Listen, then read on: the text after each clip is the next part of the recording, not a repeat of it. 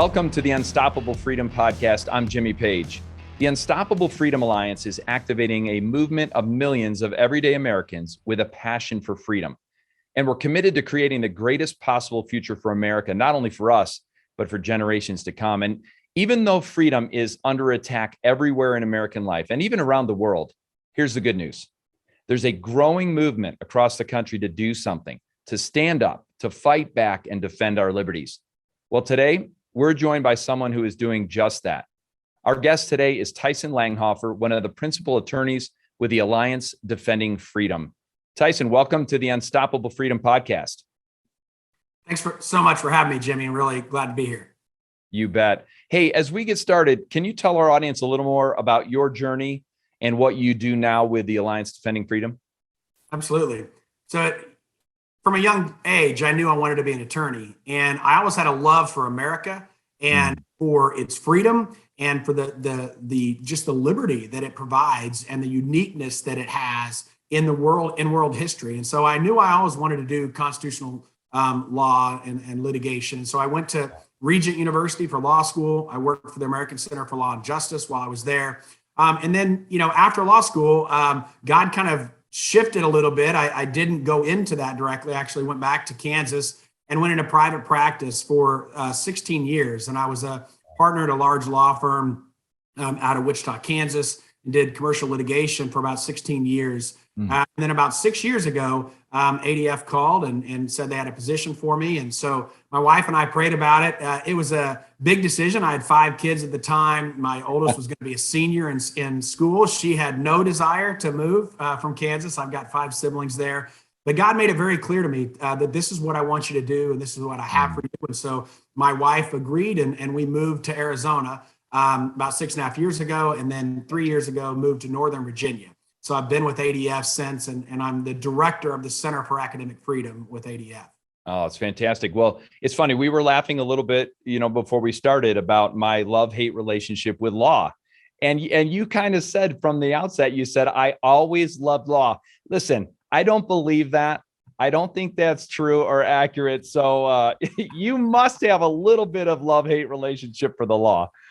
Well, it's not the law itself, it's the practice of law. I love law because it provides, the rule of law is what differentiates us from every country. When you look at the history of the world, the history of the world has been governed by Rex Lex. The king is law. And what America did was they shifted that and they said, Lex Rex, the law is king. Nobody is above the law. And so we know that law is good, but the practice of law can be very difficult and very challenging, but it's good because it provides us order and the ability to order our lives around a shared goals and values. I love that. I think that's a great distinction, right? As frustrating as the law can be, it is that kind of that bedrock foundation of free societies, especially here in America. And I was thinking back, we've had some history together over the last dozen or so years in the arena of defending religious freedom. As I've worked for the Fellowship of Christian Athletes for many years, I remember the first interactions we had were when I was in the Mid-Atlantic region in that DC, Baltimore area, and we were experiencing opposition to our presence on high school and college campuses. Do you remember that? I do remember that. Yeah, and you were incredibly instrumental, I think, in helping us to go back to the Constitution and defend our rights. I remember the organization was Freedom from Religion. I believe it was Freedom from Religion Foundation, which is a really interesting name. And here we were a Christian organization, and we're experiencing this opposition. Do you remember those days? I do remember those days, and I still do a lot of work with FCA and its groups across the country, because they're all they're trying to do, these students on these public school campuses are just trying to live consistently with their faith and to live and experience the rights that all secular students have. Secular students are no different than religious students. They're trying to live according to the dictates of their conscience, and that's all that religious students are doing as well. But unfortunately, what we're seeing is that many public officials believe that there's some right that they have or duty to stamp out all religious speech from the public square. And that's not what the First Amendment does. It says that the religious should have the same exact rights as the secular. And so that's what we try to do, is fight in ADF for the rights of religious people, and frankly, which gives the rights to even secular people. Those are the same rights. There's no distinction. Both have the right to go into the public square and advocate for what they think is best for society. I love that. And that's a super succinct description of that, right? And I remember at the moments when I needed your help, when FCA engaged with you in a significant way. And by the way, I know that relationship has grown over time, because the opposition to religious freedom as protected by our Constitution, by the Bill of Rights, is growing for sure. But it wasn't until my wife and I, we were longtime supporters of ADF, but it wasn't until we experienced the opposition personally for the battle for religious freedom and the need to fight this, that it really kind of hit home for us. Yeah, Jimmy, your experience is absolutely the experience that many people across the country have had in the last 2 years. What my experience had been was when I would talk to people, they say, oh, that's interesting. You got that client doing that, or that client did that. But they didn't really understand that it was going to impact them. What they have seen with COVID, when their church gets shut down, what they have seen with various mandates, what they have seen with CRT, critical race theory, and with gender identity theory, is it's now coming home to roost. They're feeling the impact of that, and they're saying, oh, I understand now. I understand why these principles that you're fighting for a person that's across the country that may be in a different situation, but that principle to protect my freedom also applies to me. I understand the importance of that. Boy, that's an important point, and I think that's the thing that got me into the fight for freedom, was that now we see these infringements all around the country, and we can no longer say, well, that's just happening there, or that's one incident or not. Now it's everywhere. It's affecting all of us. The mandates where, that are infringing upon our right for religious exemption or medical exemptions are really infringing in a number of directions. But I know that you are focused on educational freedom, this academic freedom. What are some of the most important battlegrounds right now as you defend freedom? I know that you're involved pretty heavily with the Loudoun County situation. Tell us a bit about that. Sure. There are a number of threats that parents, students, and teachers are facing in our public schools. And Loudoun County kind of embodies a lot of those battles. And so essentially what happened was last May, earlier this year or earlier last year, Loudoun County was considering a policy which would force all teachers and students to refer to any student with any name that the student chooses and any pronoun that the student chooses, even if that pronoun is different than their biological sex. A longtime PE teacher in Loudoun County, Tanner Cross, went to the school board meeting, to a public meeting where they asked for comment on this public policy. And he said, look, I don't think this is a good policy.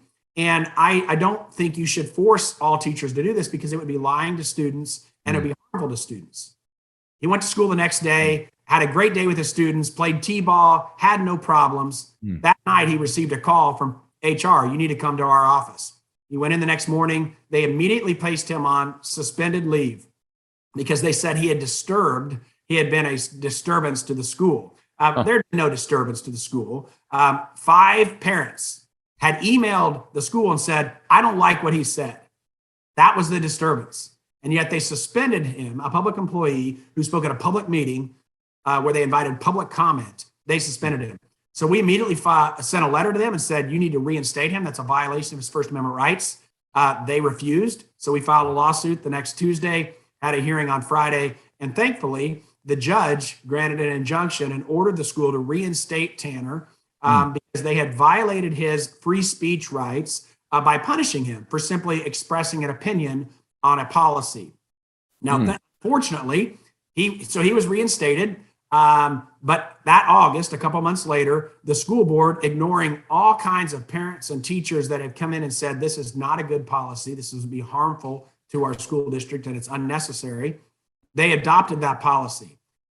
So we have amended the lawsuit to add two additional teachers, Monica Gill and Kimberly Wright, who are challenging this policy, which essentially says that all teachers have to refer to any student using any name and pronoun the student chooses. Now, this goes from kindergarten all the way up to senior, and there is no permission required from parents, no diagnosis of gender dysphoria that's required, just simply upon the demand of a student.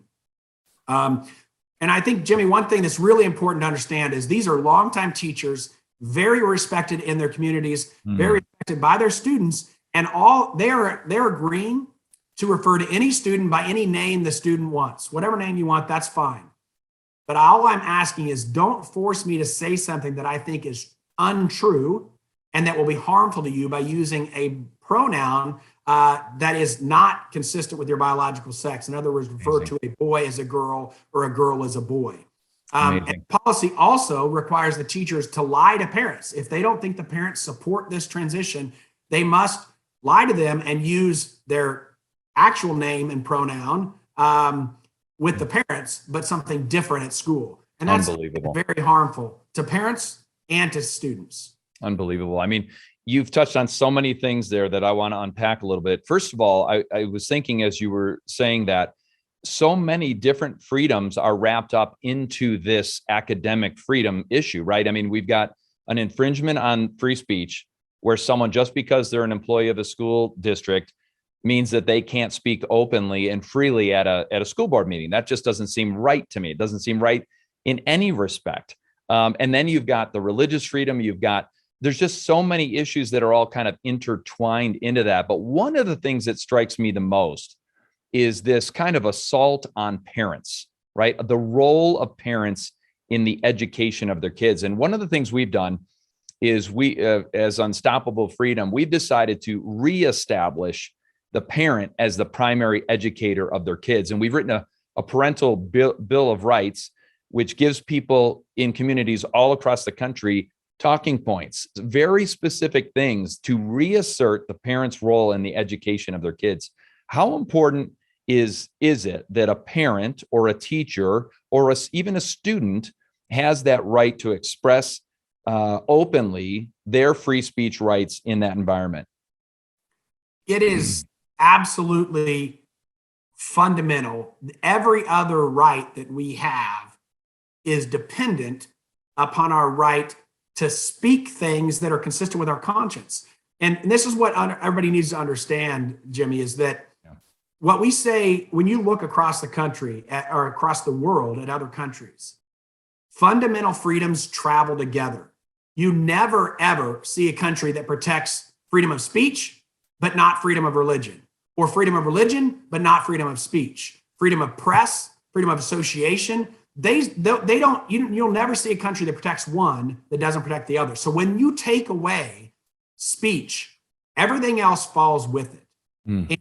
And you think about this, fundamentally, we've taken it so for granted. We have to rebuild the arguments for it in a lot of ways. But if a parent can't go in to a teacher and say, you know what, my student is struggling right now, and we are obtaining counseling with them on this, and we're taking these efforts, but we don't think that this is the best route for them. And yet that teacher says, well, we disagree, and we're going to do something different. That's an unbelievable infringement upon these rights. And I'll give you an example. We currently represent in Wisconsin a family. They have a 12-year-old student in the Kettle Moraine School District. And this student was experiencing increased anxiety and depression. She went to a counseling program, which ended up pushing her to say that she wanted to be a boy. Her parents wanted to give her time to work out her anxiety and depression. She had been diagnosed with anxiety and depression. And the parents said, we want to help her work through that because we think that's contributing to her belief or her desire to be a boy. The school officials said that no matter the parents' wishes, they would refer to the couple's daughter by whatever name and pronoun she chose. Now, that's an unbelievable thing to think about. This major decision about a child's mental health, these school officials say, we are going to make that decision over and against the parents' knowledge and consent. and that this policy overrides the role of parents in raising their own children. And frankly, it overrides this, it ignores their concerns for their children. And that's a very, very concerning. And we're seeing that across the country. That's in Loudoun County. We're seeing it in Wisconsin. We're seeing it in Kansas. I just talked to some people today in New Mexico. All these school districts are considering these types of policies, which essentially say, yeah, we know we can't even give your child an aspirin, but we can socially transition your child, which puts them on the path to hormone blockers, to cross-sex hormones, and then on to surgery.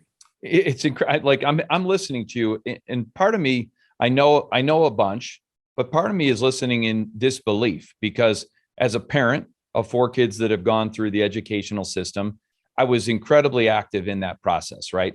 I viewed that partnership as a partnership in education, not in the raising of my kids. I never once thought, oh, these school administrators, teachers, et cetera, are actually helping me to raise my kids. That's the parent's job.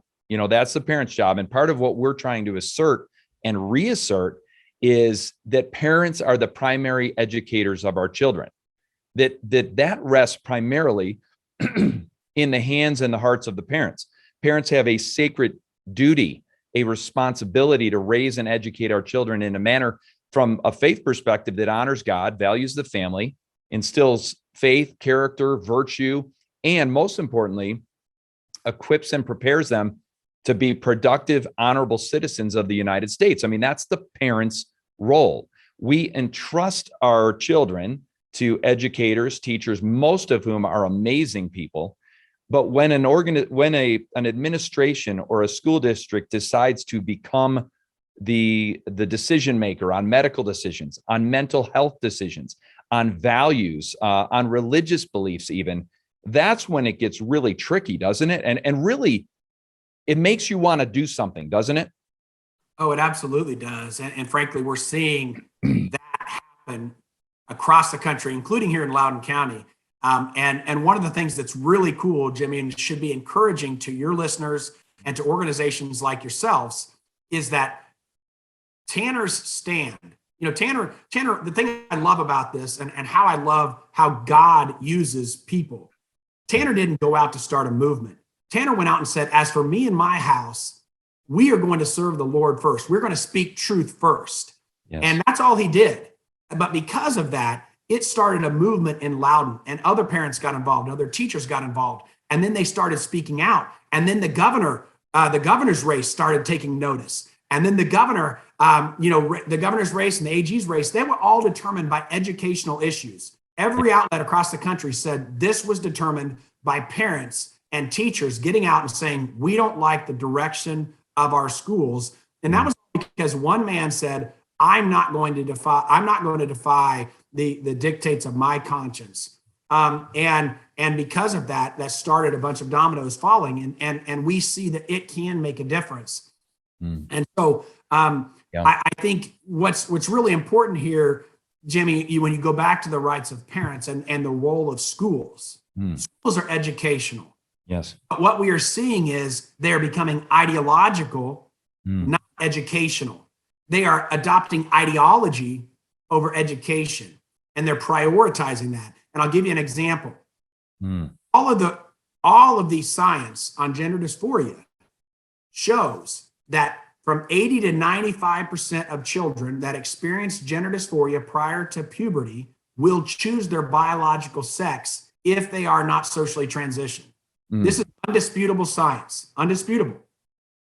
Yet, if you social transition, almost none of them ever choose their biological sex. They almost all can move on to puberty blockers, cross-sex hormones, and then surgery. It is a huge, huge medical decision that is being imposed upon students who don't have the ability to make these decisions. Yes. To understand that if you go to cross-sex hormones, you will be sterile, you will lose your ability to reproduce. And yet they are engaging in social transition without any medical diagnosis and against scientific knowledge. Yeah. So that's when we know that they are engaging in ideology over education. They are dismissing the concerns of parents and medical professionals, and they're just plunging headlong into this experiment on the youngest and most vulnerable of our children, because these children with gender dysphoria have other diagnoses. They're almost always depressed and anxious and seeking treatment for other things. And instead of exploring those and helping those, they're rushing into the social transition. And so that's what the parents are getting angry about. They're saying, look, we pay you to teach the things that they need to know in order to get a good job and to, go out into the workforce, not to adopt a specific ideology. Yeah. Well, there's so much in there to unpack. I mean, one of the things that I thought of right away when you said that is a lot of times we feel powerless, individually. We feel like the things that we're facing, I think that we feel isolated. We feel like there's no one else that feels like we do or believes that we do. And therefore we feel powerless as parents, as people in our communities, even as teachers. And I do want you to comment on that a little bit, but as parents, what we're discovering is one person speaking boldly, courageously, speaking the truth at a board meeting, at a school board meeting, in defiance of this re-engineering, this ideological re-engineering, usurping the power of parents to make decisions, educational decisions for their kids. One single person speaking up can become a movement. It can affect change. It can affect a political process, an election, because all of a sudden people feel like I'm not alone. I am not in this by myself. And if you can rally enough good people around those issues, and all of a sudden they start showing up at school board meetings and intelligently articulating what they believe, all of a sudden change can come. That grassroots thing is important, right? But it really probably wouldn't have happened until they got representation as well through ADF, through you, through what you're doing through Alliance Defending Freedom. Is that right? Well, it absolutely is very helpful for them to understand that I'm not alone, that there is organizations out there that will assist them. And one of the things I love about ADF is that we provide all of our legal, assistance pro bono. You don't pay a dime. And not only do we advocate for you in the courts, but we advocate for you in the public sphere, because what we understand about this, Jimmy, is that we can win in the courts, and we are consistently winning. Another encouraging fact is that in my area, we win 91% of our cases. Wow. That's very encouraging, because even though the culture is moving away from us, the law is still really strong. And so we can win there. If you'll take a stand, we can win. But we also have to win the public. And what we're finding is we need to arm them with information. And so it's what the great thing about organizations like what you're doing, Jimmy, is that you're providing that information so they can go out and intelligently and articulately and with confidence speak the truth. I love Alexander Solzhenitsyn, the brave Russian dissident. He said that one word of truth shall outweigh the whole world. And that's so true. When you hear that, when somebody hears that and they see that, they say, that's right. I've forgotten. I've been deluded. That's true. And I can stand on truth. And that will then encourage them to go out and courageously stand on their own. We say that courage begets courage. And that's what I think individuals see. And they'll say, I want to stand with that person. As courage. I can stand behind her. I can stand behind what she said. Yeah. I can tell you this, when we've worked together in the past on these issues, I have felt, I felt incredible courage. I borrowed your courage, because you're in some ways, Tyson, you're fearless, because you have a very strong handle on the law, on what's good and right. You have a strong handle on truth. You have a strong handle on constitutional, precedent and our values. So I feel incredible that way. And I also feel that courage when there are other people in it with me. And that's one of the reasons why we're producing these resources. And by the way, borrowing resources, promoting ADF resources, because they're so solid. One of the things that we write in our Parents' Bill of Rights is this, that parents have the right to safety for their kids, to an environment free from indoctrination, ideological coercion, political bias, segregation, and discrimination. there's a lot there, but that school environment should be free from those things, right? And you mentioned critical race theory, which is an ideology. It's an indoctrination of sorts. You mentioned the gender issues that we're facing. None of these issues should be promoted through our educational system. We're trusting these educators to take care of our kids. You're on the front lines of this. Are these the battle lines that we're facing right now? Absolutely. It's really, really scary just how much our system has been hijacked. So I moved to Loudoun County 3 years ago. We homeschool our kids, but we had been sending them when they're high school to public schools. And everybody was like, Loudoun County schools are the best in the country. Everybody told us that. And yet 3 years later, we find that they are the eye of the storm because parents had just assumed these things. It wasn't like that these things came in the last 3 years. No, they had been there, but they were revealed through a lot of the things that have been happening. And so I think what we're finding here is as parents have delved into this more, they recognize that the system has been moving more towards ideology and not education for quite some time. They just weren't aware of it. And one of the things that's really important, Jimmy, to understand is that everybody's like, why? Who's driving this? Who's driving this are outside forces. There are billions and billions of dollars that are used to develop policies on gender identity, on critical race theory, and they are pushing these at school districts across the country. This isn't a demand from inside. That the county suddenly demands this. No, the parents, the teachers, and many administrators don't want it, but it's being pushed by outside individuals who have lots of money, lots of lobbying effort. And so that's why you're seeing a lot of pushback internally, because they're like, where's this coming from? There isn't an internal need or desire for this. This is being pushed by outside individuals trying to push their ideology in. That's another big thing in our Parents' Bill of Rights is we have the right to eliminate these powerful outside sources influencing curriculum, books, materials, all of it, because we know the ideological agenda of these groups, and it's not even hard to figure it out, right? My dad was superintendent of schools up in Greece, New York, Rochester, New York. So I kind of have an insider's view of what that looks like with the board and the parent involvement. But back then in the 70s, 80s, 90s, the parental involvement was significant, but it wasn't around the issues we're facing today. It was about the issues of how do we make our students more competitive? How do we give them the skills and educational materials and wisdom necessary to compete in the world? Today, that's almost a secondary issue. And I'll tell you a quick story. I attended my first board meeting here for a school district here in Colorado. And the members of the audience, which by the way, were parents and citizens, the customer, we're the customer. We weren't even addressed. We weren't even acknowledged. And I was really struck by that because I know my father really valued the opinions and the free speech of the community members. He weighted heavily. The second meeting I went to, I had an opportunity for community comment, and I spoke during that time. It's amazing to me how dismissive our elected board members are in that process. It's almost like, hey, let's get through the community comment.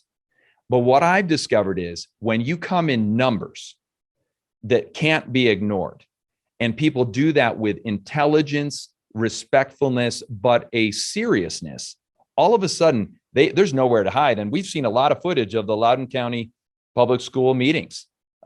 Is that an important piece to come in numbers and to be articulate in your presentation?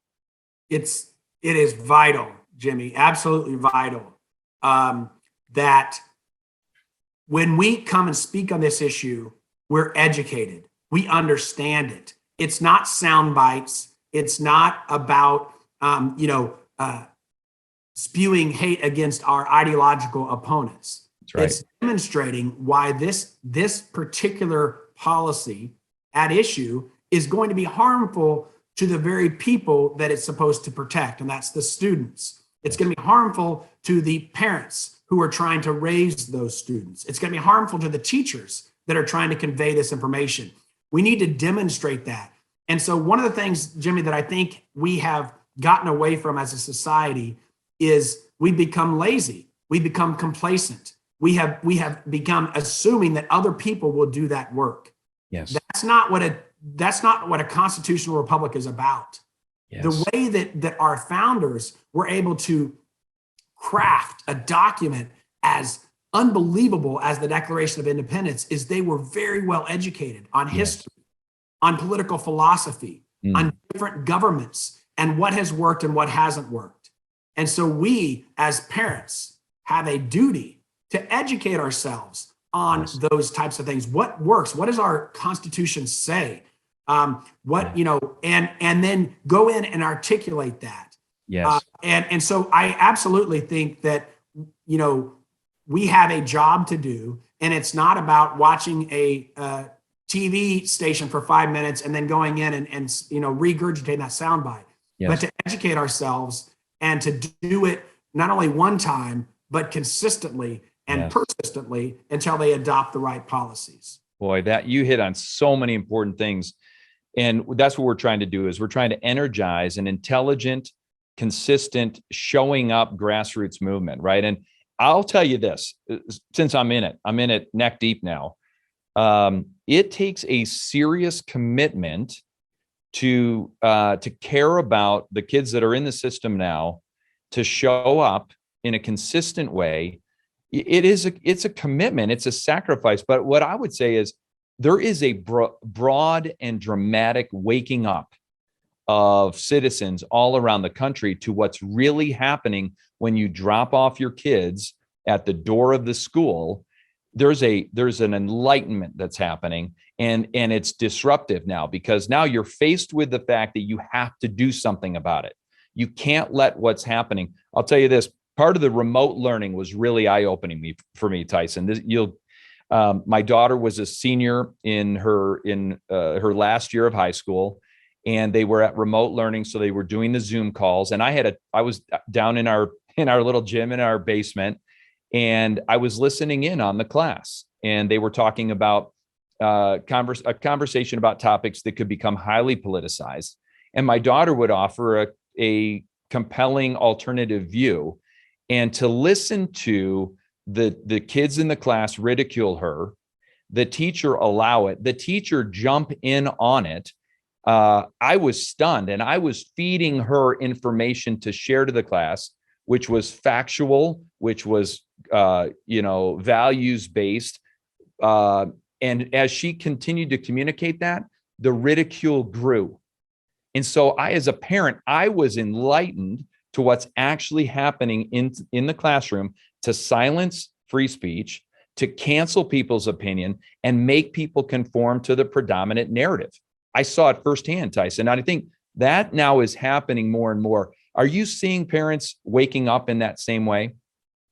Absolutely. There are many, many parents that I've talked to throughout the country that have said the same thing, that they were astonished at what was being taught, what was not being taught, how much downtime there was, how much busy work there was, all these types of things. But, the biggest thing that they learned, again, was that the bulk of what was being done was this ideological indoctrination rather than an education. We filed just right before Christmas a lawsuit in Albemarle County in Virginia against their critical race theory. And because there is a large group of parents that have looked at this and said, this ideology is harmful. It holds the Constitution, the Declaration of Independence, and America itself in contempt as irredeemably evil and in need of being overthrown. That's what critical theory teaches. And when you think about the heroes of the civil rights movement that fought against racism by identifying specific laws, policies, and systems that treated people unfairly based on race, right? We have laws that were adopted to forbid racism and policies and systems. But what CRT does, it reintroduces racial discrimination and stereotyping into our schools, and it codifies that into policy. And Yes. you and I both know that America's not always lived up to its principles. That's right. But the solution is not to teach our children to reject the great American promise of equality for all. Yes. And boy, I'm glad you touched on this topic, right? Because my daughter, in this high school education, she has said that she never really considered race, and that because of this indoctrination that is happening. And by the way, most school districts will claim that they are not using critical race theory, which I find very interesting because I now have sat in on these remote classes and I've heard it firsthand. It's kind of a subtle way to indoctrinate throughout the curriculum now. It's not a class that you're going to take. It's everywhere. It's pervasive. But what she said to me was, I've never thought more about race than now. And it's not positive. It's because people are indoctrinating into this view, and it's using racism to eradicate racism. And when I think about Martin Luther King Jr. saying, no, you use love to drive out hate. Hate never drives out hate. Racism never eradicates racism. In fact, it's just the opposite. It creates anger and discomfort. And in the end, it produces more of its kind. No doubt about it. Yeah. So what do you do? Like, what do you do about that?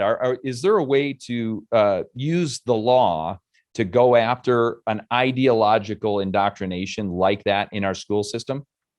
There absolutely is. And that it is more difficult in certain instances because school boards typically have the ability to adopt curriculum. That's their job, right? They adopt the curriculum, and courts aren't going to want to question that.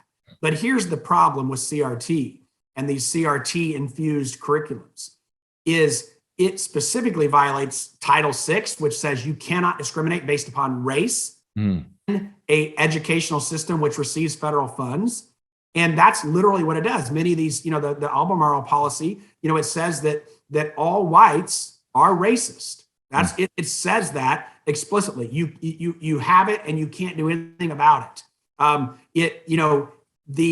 so it discriminates on race. It also discriminates based upon sex in violation of Title IX, because it says that the patriarchy, that males are always the ones that are dominant, and that if you're a male, you need to, you have this implicit bias which you can't eradicate. It says the same thing. It discriminates on religion, because it says that Christianity is the dominant religion, and therefore it's an oppressor, and everybody else are the oppressed. It labels them as this negative thing, as an oppressor, and just by virtue of you being a Christian, you are an oppressor, and therefore people should work to overthrow you. We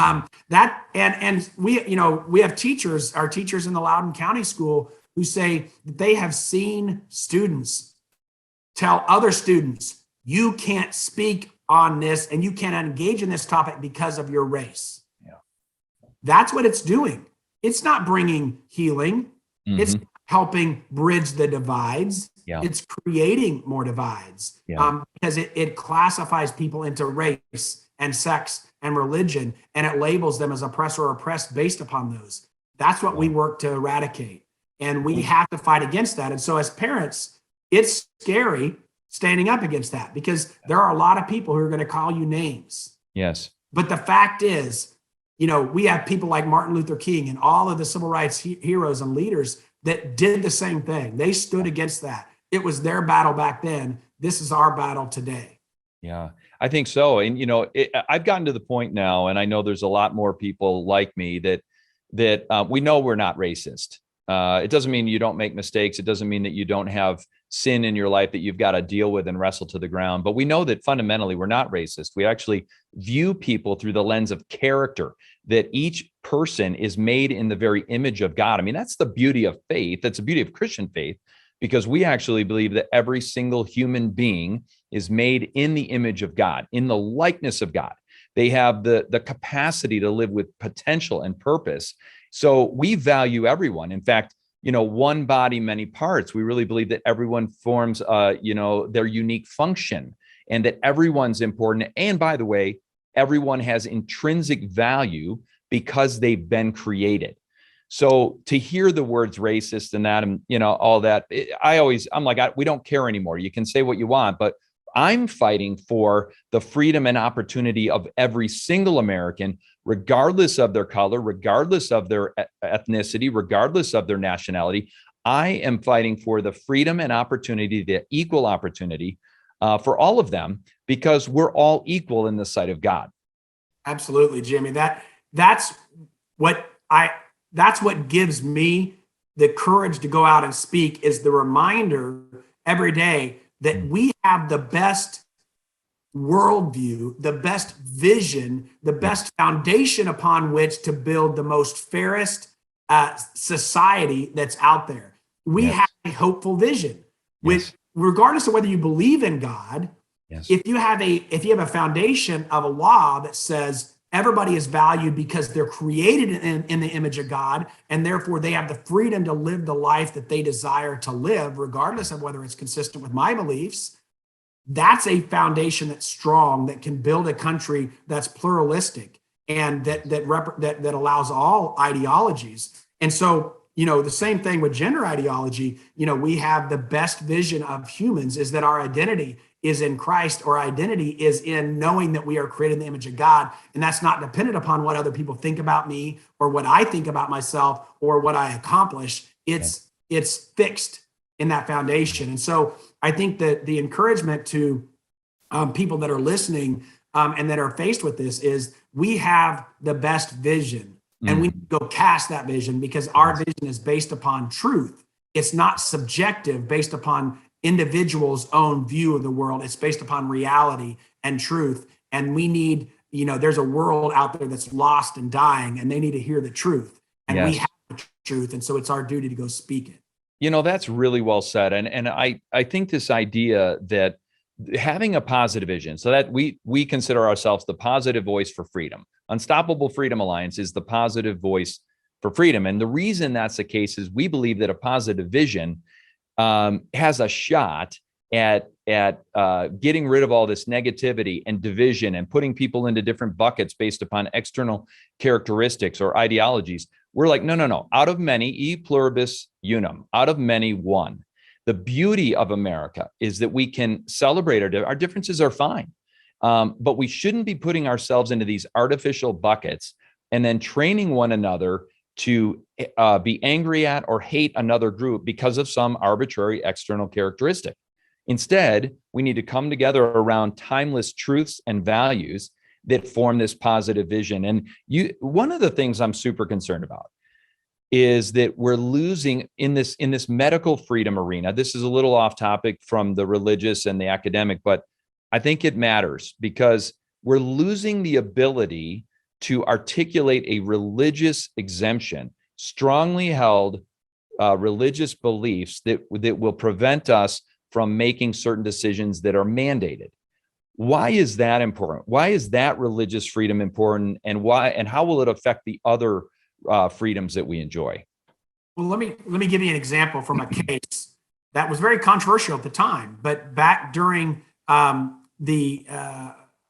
think World War II during the Vietnam War era, there was some Jehovah's Witnesses that objected to doing the Pledge of Allegiance because they believed that they're only going to give allegiance to God.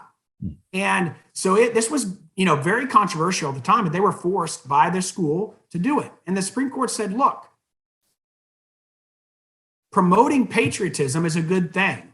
We desire to do that, but we're not going to force people to do that over and above their religious objection. That's what the First Amendment protects. And so we're faced with a similar argument today. Promoting the public health is a good thing. Yes. We desire to do that, but different people have different views of what promoting the public health is. And secondly, even if it does that, in the past, we have allowed for religious objections to people who believe that their religion prevents them from taking actions that would violate those, even if the bulk of society believes that's best for society. And so that's what we have to see. And I do agree with you that we as a society are losing our respect for respecting the rights of minority religions who but we look at that and say, well, we don't agree with that. We think that's crazy. We think it's different than the science. We think it's different. We think it's harmful. But our America has always protected the minorities. The majority doesn't need to protect itself, right? The majority has that right because it's the majority. It's the minority beliefs, the ones that we don't agree with. Those are the ones that we have to protect. And so I think that's what we have to do as a society. We have to get back to that and say, well, the First Amendment was designed to protect the people with beliefs that a lot of people reject. But we said that we are a big enough society, we're a big enough nation, and that because you're created in the image of God, we were going to protect your right, even if we disagree with it. This is really important, right? Because you've touched on another couple of constitutional issues, I think. One is, I think there's a fundamental misunderstanding about America's structure, about our government, that we are a constitutional republic, a nation of laws, a nation of rights primarily, and that the government's role is to protect those rights, right? And that we're not first a democracy. Now, we have democratic processes, we have elections that feel democratic, but really our system is a constitutional republic. Why does that matter in this debate? Because you've got this majority rule mentality. Hey, we can force you to do anything now that we're in power. And that doesn't work on either side of the aisle. Why does it matter constitutionally that we're a constitutional republic and not a pure democracy? Well, it matters a lot. And if you read any of the founders, they were more concerned about a pure democracy than they were about a totalitarian reign, because they recognized that the mob, that the majority could be more oppressive on the minority than what a totalitarian regime could be. And so what I think most people, if they actually study, humans at all, or they look at history, or they look at sociology, they recognize that when mobs get together, when groups of people get together, they can do some pretty horrendous things. Yeah. Oh my gosh. And that's what the Constitution was designed to protect against. They said, no matter what the majority thinks, we are going to protect these rights. They're fundamental rights. They're God-given rights. They're pre-government. You can't take them away. We're not going to let any majority vote those away. Yeah. And so I do think that people have lost that understanding. They think, well, if the majority desires it, well, no. If that's the case, then the civil rights movement wouldn't have come around, because at the time, in certain jurisdictions, the majority didn't want those. Yeah. But we said, no, the Constitution demands those protections, even if the majority in that jurisdiction don't desire the protections. And so what the civil rights movement showed us is that it led to real improvements for racial minorities, because it believed in the Constitution's promise of equality before the law. Yes. And America is more equal and just as a result of the very structures that many people are now seeking to dismantle or abolish. Yes. By saying, well, the majority wants this. Well, that's fine, but the majority has wanted some pretty bad things in the past. We said, no, we've rejected those and said, we believe the Constitution protects everybody, and we shouldn't classify people based upon their religious beliefs or their skin color or their sex. I love this. I love the fact that I love when people tell me, oh, we're a democracy. And I'm like, I'm confused, because we're actually a constitutional republic. And they just look at me like I don't know what I'm talking about. And I'm like, well, just go back and read some of the founding documents and you'll understand we do have democratic processes. And by the way, we're gradually undoing this constitutional republic, right? We're gradually giving up these things by eliminating the electoral college, for example. There's whole states that are abandoning the electoral college process, which ensures that the minority voices have people will hear those voices. But I have a question. Why are people giving up their freedoms so easily today? Why it feels like to me, it's like, oh, this mandate, this requirement, and we're just almost willingly giving up essential freedoms for this idea that we're going to be safe and secure. Oh, thank God for the government, because they're going to protect me. Where did that ideology come from? Why is that so attractive today? Why are people just handing over their freedoms? I think that desire is innate within humans. So, and again, you go back and look at the founders. They said they recognized that when you desire security more than freedom, you will have neither, right? And So they recognize that. But today, the reason it's more prevalent, I think it goes back to the fact this consumerist, immediate, instant gratification culture that we have, right? It's that. It's the fact that we can get whatever we want with one click away on Amazon. We can get that. And so I say, well, if it'll protect me for the next 10 days, I'll do that because I worry more about that next 10 days rather than I worry about my children's freedom in the next generation. And I think previous generations, they had it a lot harder than us. They had to fight in world wars. They had to travel across the country in covered wagons that took, 5-6 months, and they lost, a third of their population just getting there. Right. And they appreciated that more, that this freedom takes work. And what we are doing is we're taking that for granted. And we're saying, I am giving up some freedom, but I'm getting some benefit. And they don't recognize the long-term implications of that. And so I think as a society, we have to stop looking for that instant gratification. We have to stop thinking that the government can solve something as complex as a pandemic, that they can actually, eradicate this just with some experts up there. That's not how it works. That's not what history shows us. So we need to recognize that we have been given the responsibility to lead our families, to lead our communities, and that's best done at the community level and not at the federal level where they're trying to mandate to 330 million different people across a vast country. Yeah. It's interesting you say that. And I feel that same way, right? There is this sense that we're taking it for granted. And the moment of truth for me was realizing that I'm in the last quarter of my life. Probably, God willing. But it's so the fight for freedom for me. Yeah, I want to win today. We want to maintain these constitutionally protected freedoms. Part of what we're trying to do is wake up people's, their attention to the fact that freedom is important, that it matters, so that our kids and our kids' kids and generations to come will be able to live in a country that is largely free. And I think that's what's making this so important. Let me ask you this final question for you. We'll wrap it up. We've talked about this. You've mentioned a number of different ways, but if you could succinctly say, what are the best ways that everyday citizens can make a difference, can engage in the process so that we start to make some progress to protect these freedoms for the next generations?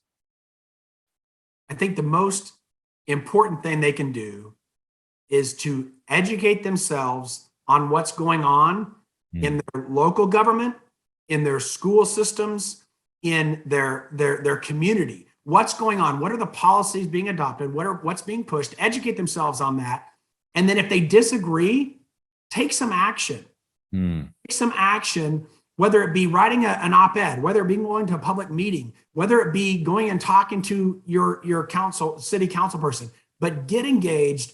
Don't sit back and allow our freedoms to be eradicated one by one, and then to look back and to tell your children and your children's children what it was once like, as Ronald Reagan said, to be in America that was free.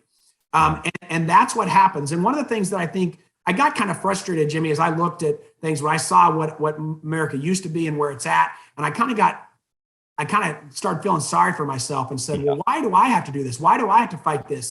And what I recognized was that every generation has to fight for freedom. Freedom is never the default. It's always has to be fought for. Every generation. This isn't unique to us. This is every generation.